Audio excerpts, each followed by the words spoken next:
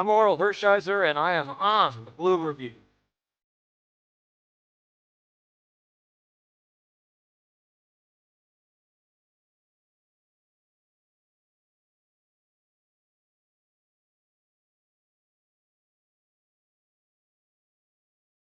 Hey, this is Sean Green. You're watching the Blue Review. Bum, bum, ba-da-da, bum, bum. Ring. Hey, welcome to a very Pew, happy pew, Monday. pew, pew, for Lots Park of vs. Angels. lasers. Pew, pew, pew. Welcome to the Blue Review presented by LAX. I'm Marcus Grant. That is Greg Bergman. We'll be joined by our pal Jeff Spiegel in just a little bit. But Greg, I'm old enough to remember when the Dodgers had a 4-game losing streak and there was mucho concern about the offense and all things going sideways. And that seems like it's all gone now. It seems like it's things are better now. Yes, it does seem. It's also, who the teams that you played, Marcus. But I think your picture is frozen. So if we want to bring Uh-oh. Jeff up and get Marcus to get kind of figured out. But yeah, I remember when that 4-game winning streak was a 4-game losing streak was like, oh my God, the sky is falling. And now 5 games in a row, Jeff, after the Rockies and maybe the worst team in all of baseball, the Los Angeles Angels of Anaheim in Costa Mesa. It's true. Beggars can't be choosers. That's my bottom line, is that they technically are a Major League Baseball team, and therefore wins against them count. Giants too. So it is 5 in a row against the Giants and the Angels. But I'm an optimistic guy, Greg. Let's focus on the positives here. And first of all, the positive is that Marcus is now alive and active and moving on our streets, which is a good thing. He wasn't just a. And second of all, look, this team was like the discourse was an absolute dumpster fire like a week ago. Now they've won 5 in a row. I'm taking that. I'm just going to be happy with 5 wins and not ask questions about where they came from. Absolutely. I think that's a fair way to say that. But by the way, before we get too deep into what happened over the weekend, I wanted to know the Blue Review is powered by LAX. LAX Skylink train is currently in testing, preparing to provide a direct, fast, and free connection to the rental car center, the airport terminals, and the LA Metro. For more information, visit lawa.org/ESPN. We should probably get the one nasty bit of news from the weekend out of the way, and that is that Blake Snell is going on the injured list. He's got the new hottest trend in pitching, apparently loose bodies in his elbow, because that's what you do when you're a top-flight major league pitcher. Happened to Edwin Diaz, happened to Tarek Skubal. Now it's happening to Blake Snell. I know, Greg, they were talking about the type of surgery he was going to have, and that would determine sort of how long he was out. I know Skubal is back playing catch again for whatever it's worth, but it does seem like regardless of whatever surgery it is, we're not going to see him for a couple months.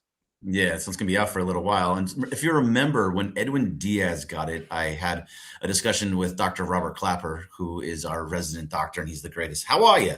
But he said that it depends on which surgery you get, because basically what they're doing is just loose bodies in your elbow. And if you just you put a little, a little stab into your elbow, and all those loose bodies just kind of trickle out, and you can be back to normal in just a couple of weeks. So it's a very non-invasive surgery, and that's kind of why Tarek Skubal is on his way back already, because it was a little bit easier for him. I don't know what it is, if it's a different type of surgery when it comes to Blake Snell and Edwin Diaz, but yeah, these two are going to be out for a little bit, and that is one of the reasons why Roki Sasaki has to be like the Roki Sasaki we saw last night.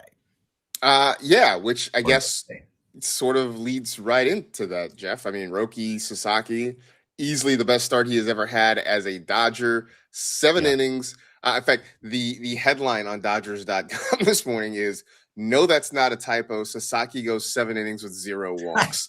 That is, look, it's what we've been asking for, right? I mean, mostly that we've been asking him just to stay in the strike zone, to attack, to be aggressive. And when you do that, you tend to minimize walks. But more importantly, Jeff, he was getting swings and misses, which is not a thing that we see a lot from him. No, you look at the line: 7 innings, 4 hits, 1 earned, no walks, 8 strikeouts. And we joked on our show last night, like, you could pick any one of those numbers as the most impressive thing. 0 walks, absolutely impressive. 8 strikeouts, impressive, 7 innings, impressive, 1 earned run. All of these things are up and to the right for Roki Sasaki. And we'll get it out of the way. Yes, the Angels they lead the league in strikeouts. They have the 3rd highest whiff rate of any team in Major League Baseball. Okay, those things are all true. And yet again, it's like Roki Sasaki, where he has been, he did the thing that a very good pitcher would do against the Angels. And so you can't just ignore everything we saw. And I think there's 2 numbers that I'm always looking at when it comes to Roki Sasaki. And I'll let Greg tell me whether these qualify as too nerdy for him or not. But I think he likes the first one, which is in zone rate. He likes that one. Can you throw the ball in the strike IZR zone? plus? Yeah. And it was a season high. 62% of Roki Sasaki's pitches, if just watched, would have landed in the strike zone, which is a massive upgrade. So that is part 1. But part 2 is, can he be in the zone and still get swing and miss? Because we've basically seen one or the other at all times. Either he's all over the place and getting swing and miss, but walking a ton of guys, or he's been in the zone and absolutely getting demolished. Yesterday, he got both. It was a 32% swing and miss rate on top of the 62% in zone rate. He had a season high in whiffs, 18 of those. And so to me, that's the key, is that he has found something. And if we want to get super nerdy, we can get into, they're now splitting his splitter into 2 different pitches because there's 2 different spin rates and all of that. But I really think he found something with that. Now, I don't think it's going to be 7 innings, 1 earned, 0 walks, 8 Ks against teams not named the Angels. He plays the Brewers next week. That's going to be tough. But I think he has found something that gives me a real dose of optimism about what the rest of the 2026 season could look like for him. I mean, I think the way I come down on this thing is everybody's going to say, or not everybody, but people are going to say, well, it was against the Angels, so maybe there's a big asterisk. But on the flip side of that, if he had gone out and struggled through 5 innings and given up 4 runs, 5 runs with a couple of home runs, everybody would say, well, what's wrong with him? He can't even shut down the Angels. So he did the thing that we were asking him to do. Yeah. I think we have to sort of acknowledge that and appreciate that and hope that is something for him to build on for his next start. You mentioned it's going to be against the Brewers. We'll see how that one goes. The other big can I talk real quick about this forkball splitter thing, because it actually is really interesting to me. Everyone talks about the splitter that Roki Sasaki throws. It's his best pitch, all those things. Well, MLB decided / Roki Sasaki decided 3 starts ago that it's actually now 2 different pitches. So the longest time it was a debate, is it a splitter? Is it a forkball? Well, now MLB.com, the sort of pitch charting places, are saying he throws 2. One of them is in the mid 80s and basically acts like a knuckleball, goes left or goes right. That's the forkball. The other one is in the low 90s and it just dips straight down. That's what they're now calling the splitter. The reason this is important as a short version, he can throw the splitter for strikes. It's still a good pitch, but he actually knows where it is going. And so that's the key. In yesterday's start, he flipped the usage. I believe on the season, he had been throwing more forkballs than splitters. Last night, he was throwing more splitters than forkballs, which is why I think he was in the zone 62% of the time and why he was able to still get the swing and miss. So something to keep an eye on with that is that he may have found a pitch to go along with the slider and the fastball and I guess this forkball to land in the zone while maintaining swing and miss. So there you go. I mean, it's interesting because, I mean, he started the season essentially as a 2-pitch guy and they were working on some different things. So if he's starting to find something, that's great. I know they mentioned on the broadcast too yesterday that he really has become, I think, more open to sort of suggestion now, and that he spent a lot of time with Yamamoto and Ohtani and sort of they've been trying to kind of coach him up a little bit. And so the results seem to be showing. Now we'll see whether or not he's able to sustain that in his next few starts going forward. But a huge, big step forward for him. Absolutely positive stuff from Sasaki yesterday. And by the way, sorry, Marcus. Yeah. Also, if you just look at his stats, I mean, I know his stats are very weird. Sometimes he has really bad stats, and you're like, well, that was actually a pretty decent outing from him. And then sometimes he has a really good line. You're like, well, if you look at it actually how it looked, it was actually pretty terrible. But for the fact of the matter, just off of those lines, he's not walking as many guys just over his last 4 starts. I mean, the 0 yesterday, there was 1, 2, 1, 2. So the walks have started to come down. So he has been right around the plate a little bit more. Even the hits are kind of where they are. And the earned runs are typically from a home run, a solo shot, or what have you. But he's been just each outing has gotten better and better and better. So like you've seen the ERA go higher, it's lower and lower and lower. So that's kind of makes it a little bit better. So if you actually look at it, he had like a seven ERA, a 15 ERA at one point, and he's down to in the fives. I think the low fives. He's stepping forward. It is just like as Katie Wu was saying here, big step forward. That's where it's going towards it for him. So hopefully that continues to just take place and get better. And I love the fact that he's talking to Yamamoto and Ohtani. Yeah, I mean, all that seems like a positive thing for him. So, again, it's all incremental progress, but it is progress nonetheless, which is all you're asking for from Roki Sasaki. One thing that has certainly progressed is the offense. This was a group that was struggling to put together runs on a consistent basis. I mean, those first couple of games against the Giants were sort of rough. The slump had continued. And then finally, in the last two games against San Francisco, it looked like the offense was starting to come to life. And then this weekend, they went absolutely nuts. Yes, I know it's the Angels. Haha. But, I mean, Jeff, they outscored the Angels 31-3. This was a team that was struggling to score 5 runs in a game. They put up multiple 5-run innings. So, again, I know it's not a great team, but it does feel like the offense has sort of woken up a little bit. Yeah, and to me, it's less about the sum of the parts and more about the individual parts that have played well. If you go look at which Dodgers hitter over the last 7 days has been the best hitter on the team, the names at the top of that list are Shohei Ohtani and Teoscar Hernandez and Kyle Tucker. Those are the 3 best hitters on the team. If I had asked you who are the 3 worst hitters on the team a week ago, I think it might have been Shohei Ohtani, Kyle Tucker, and Teoscar Hernandez. I mean, Teoscar Hernandez over the last 7 days, small sample size, we get it, 30 plate appearances. He's hitting 400 with a .630 slugging percentage mixed in. He's not striking out a ton. Kyle Tucker has a .960 OPS over that stretch. Ohtani well over 1,100. So to me, it's like, yes, it's the Angels, but these guys are getting right. Kyle Tucker is going to be good. He just needs to believe and have confidence. Ohtani, Teoscar, all of these guys. And so I think that's the key. And here's the number that Greg Bergman, small ball baseball, Greg Bergman over here, right. Old school baseball is going to love. How about this? 1 extra base hit when they scored 10 runs yesterday. 1 extra base hit, a double from Kyle Tucker. They scored 15 the night before with only 3 extra base hits. So 25 runs, 4 extra base hits, tons of walks, lots of singles, just slapping the ball around the field, taking their walks. That's what gets an offense going. And to that point, Jeff, at the same time, they're not hitting home runs. In those 7 games, you're talking last 7 games, they have 9 home runs in those 7 games. So it's not the extra base hits. You're absolutely right. Tucker has also been there. The power is not really showing as much as you would kind of expect it to. The fact is they're getting by on walks. They're getting by on singles.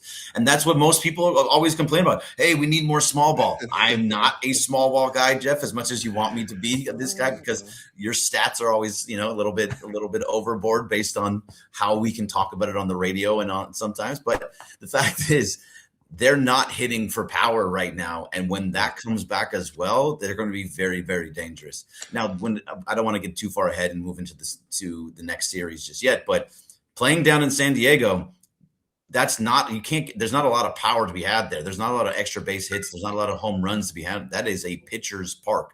So, they're going to have to continue to win games in this way. Well, are you sure there's not power down there? Fernando Tatis seems to have a lot of power down in San Diego. That's 0 home runs. Zero. He's still at 0, right? Yeah, he's still at 0. Still at 0. Still at 0. But he does like to let balls go through his legs and all the way to the wall for inside the park home runs. I mean, based on what the Dodgers left fielder did a few nights ago against the Giants, we probably don't want to. Fair. We don't want to dig into that. We were just having a positive moment with Teoscar Hernandez there, Marcus, and you ruined it. We still want to dig into give it. Teoscar, take it away. We don't want to pick at that scab right now. But to the bigger point, this offense it's starting to move the line, which is a thing that they hadn't really been doing, especially during that losing streak. I look at this, though, and look at sort of how complete this was. When things were sort of going bad, a couple of weeks ago, they scored 4 or fewer runs. I'm looking at this right now. 4 or fewer runs in a stretch of 12 out of 14 games. They had over the weekend 5 innings where they scored 4 more runs. Wow. So But to you guys' point, it hasn't been a lot of slug. Yeah, you get a double here or there.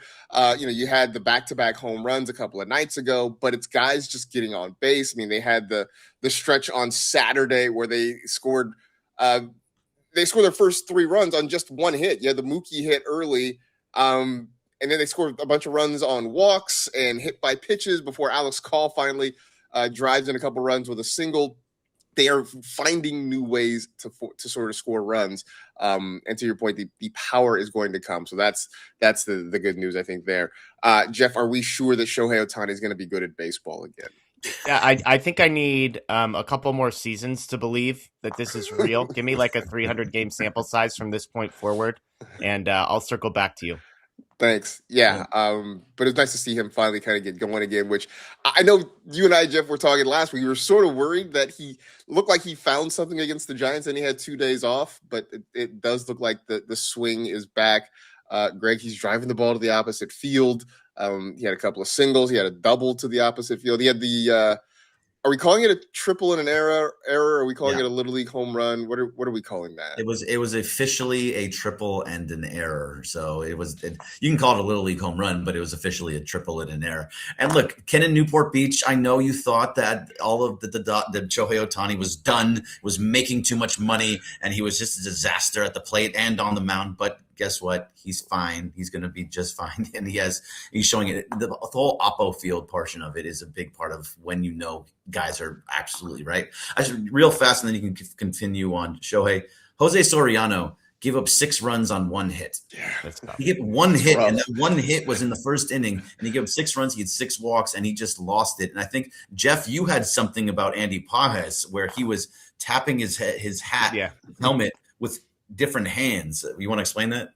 Yeah, I want to credit my brother, first of all, because he texted me and he's like, did you see this happen? And I went back and watched it later, and it wasn't actually off Soriano. It was off Silseth, I believe is his name. And he just comes into the game. They're using pitch comp, so he's not reading fingers in the old school way. But Pages is standing on second base, and he is like, obviously with his right hand and then with his left hand, signaling to Teoscar Hernandez. And every single time, I believe right hand was off-speed pitches, left hand was fastballs. So Pages is looking into the glove of the pitcher, or he's seeing where the guy's glove sets. I think it's probably more of like where his glove comes down to. And this is all just digging and research that Pages must have done prior to the series, because this guy had just come in. Like, it's not like you had seen 2 innings to be like, oh, he's tipping this pitch. This was the first batter he faced, and Pages goes 5 for 5 with off-speed pitches versus fastballs, which on one hand is funny because it didn't matter. Teoscar was still swinging at splitters way below the zone, and then Teoscar ends up getting drilled in the back. But then the pitching coach comes out immediately following the at-bat and basically tells him to fix his glove positioning there. So Pages, we can talk about the defense, which was remarkable this week as well. But for all the, like, whatever you think of Pages, I think the base running blunders and the early defensive returns makes us think like, okay, like what's going on upstairs with Andy Pages? He is an incredibly smart baseball player in the same way a guy like Chase Utley was. His ability to pick up on this stuff and then communicate it. Maybe he needs to be slightly less obvious, where someone just sitting on their couch is like, oh, Pages is definitely signaling home. But it was pretty funny to watch, because not only was Pages batting 1,000, but Teoscar seemed not to care at all about what the pitch was and whether he was going to swing at it. Well, it's one thing to sort of know what's coming. It's another thing 100%. To be able to, have the discipline to not trust swing yeah. if it's not in the zone. And we solved half of the equation, I guess, at least there. But, well, and they've said, like, some guys don't want to know. Yeah. Like, I mean, this is the famous story, and we don't need to revisit the Astros, but one of the things they said is that Altuve allegedly never wanted to know what was coming because it just messed with him. He would rather just hit than be told it's like off-speed pitch, and then, well, what if they're wrong, or, that kind of a thing. So I think it's possible Teoscar's like, bro, stop doing that with your head and your hands, because I just want to play baseball. That actually would be funny too if that were the case. The bigger thing with Andy Pages is this is a guy who last year I think we all thought was going to make or should have made the All-Star team. He just missed out on it. The way things are going right now, and granted it is mid-May, there's still a little bit of time before we get to the actual All-Star game. But Greg, I don't see, if he continues to play the way he's playing, both offensively and defensively, I don't see how you keep Andy Pages out of the All-Star game this year. I don't think you can. I mean, I haven't paid attention to other center fielders out there, but what he's doing defensively, and he's one of the best hitters in baseball right now. I think at one point, I believe he still is, but he was leading. It was tied for lead or fourth in the National League and in RBIs. He's up there in home runs. I think he's got 8. So, I mean, the guy has been nothing short of phenomenal. And being on this team, you could actually make a little bit of an argument that to where the Dodgers are right now, that Andy Pages has been kind of carrying him to there. Whether it's not always just at the plate, making catches at the wall multiple times has saved runs. His arm, just people being afraid to run on him, going from first to third or second to home, like that helps you guys stop at third base or at second base because they know Andy Pages' arm is really, really good. So those are all reasons for. You're helping winning happen. And I don't think there's many guys out there right now that are doing these things that he's doing. And so he's kind of carrying this team in a sort of way right now. Yeah, absolutely. He's been phenomenal pretty much since game 1 of the season. Hit a little bit of a slump, but is continuing to figure out ways to drive in runs, to make plays, defensive, offensive, and apparently, helping to tip pitches too for whatever. See, helping in every way possible. In every single way possible. Jeff, should we continue to talk about the continued resurgence of, I don't know what's the word I'm looking for. Kyle Tucker's playing better. Yeah. I feel like we should acknowledge that right now. Yeah. Real quick, Pages is leading the league in the league in RBI. Greg, there you go. He's also the 9th most valuable player according to Fangraphs WAR as well. So remarkable stuff from him. But Kyle Tucker. I kind of looked at this like a week ago, and the Dodgers were losing and the offense sucked. But I was like, hey, Kyle Tucker's kind of stringing together like a few doubles, a bunch of walks. Felt like he had started to find something. And if you go back over the dating back to May 4th. At this point, over that stretch, he's slashing .333 with a .458 on base and a .564 slug. That's a 190 weighted runs created plus. He's walking as many times as he has struck out over that stretch as well. And so, only 1 home run over that stretch, 6 doubles. But that's kind of the profile that you're looking for with Kyle Tucker. It's sort of the Freddie Freeman profile in some ways, where it's more doubles. I shouldn't say more doubles than home runs, but it's kind of doubles in the same quantity as home runs. It's a lot of walks. It's not a lot of strikeouts. And I think, again, it was getting masked by the fact that the rest of the offense was such a disaster that people weren't paying attention. But 3 hits yesterday for him. He's had like 4 or 5 multi-hit games over this stretch. I think Kyle Tucker is settling in. We've talked about it a ton on this show. Moving to Los Angeles, having to settle into a new clubhouse, the expectations of the contract, where he was hitting in the lineup, et cetera, et cetera, et cetera. You cannot deny that the last 2 weeks he has looked like the guy who the Dodgers paid all that money for. Yeah, he's looked fantastic, and I just feel like we were giving him such a hard time at the start of the season. It's nice to sort of acknowledge it now that he's playing really, really well. So, big 3-game series starting down in San Diego tonight. Dodgers and Padres. First pitch set for 6:40 at Petco Park. It'll be Yoshinobu Yamamoto against Michael King. Greg, how much stock are you putting into this series? I mean, obviously it means something. It's a big series, but how much does this actually mean toward what could happen later in the year? 0. I mean, I don't put any stock into this whatsoever. But I mean, it's excuse me. It's really just for get that away early. It's really just for standing's sake. So whatever happens in the series is going to be something about the stand. I'm really hoping that they do come into what they show more of what they did in these last few years. Maybe not have the slug, but the fact that the walking, getting on base, scoring runs, driving in runs, and getting hits when you really need to.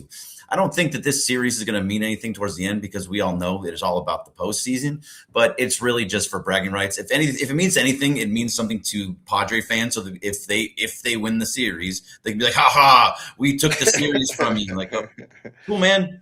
We'll see how that all happens at the end of the season. But no, I don't put a lot of stock into it. I just think like, hey, it's fun to watch. It's a fun thing to have on a Monday.